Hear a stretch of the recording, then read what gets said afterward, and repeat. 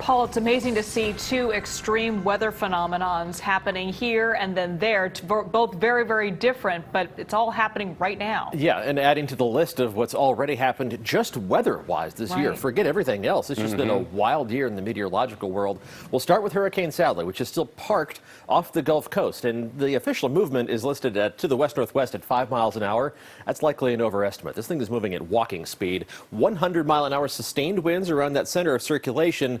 But while we usually talk with hurricanes about the wind damage and storm surge damage near that center, it's really going to be the amount of rain that's going to be the biggest problem with this storm as it very slowly makes its way towards landfall, which isn't going to happen until tomorrow night. So it's still expected to be a Category 2 hurricane at that point, but a strong Category 2 hurricane. And it's possible it would become a major Category 3 storm before it makes landfall, just going that little distance in the course of the next slightly under 30 hours.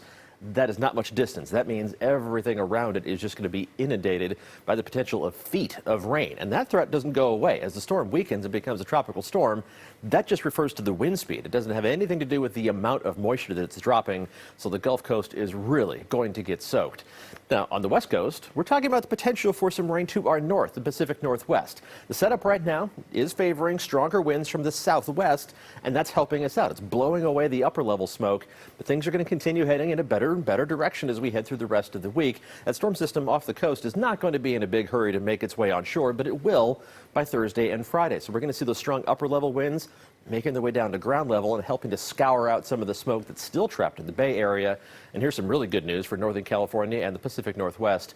A little bit of early season rain, and that's going to help those firefighting efforts dramatically. But in the short term, yet another bad air day on Tuesday. Unhealthy across the board. Everybody has red dots. The air quality index should be slightly lower tomorrow, but it's still going to be above 150, and that is that unhealthy threshold. You can still just see all of it mixed together with the fog right now as we look towards Coit Tower from Salesforce Tower. Only made it up to 64 degrees in the city, 63 in Half Moon Bay. Mid to upper 70s for San Jose and Fremont, and into the 80s farther inland, 87 in Livermore and 89 degrees in Fairfield.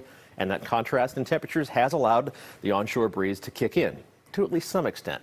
It needs to get stronger. We're going to have to wait a couple more days for that to happen. Current temperatures are usual range of low 60s to upper 80s as you head farther inland. Low temperatures tonight, they even out. We'll all end up in the 50s by early tomorrow morning.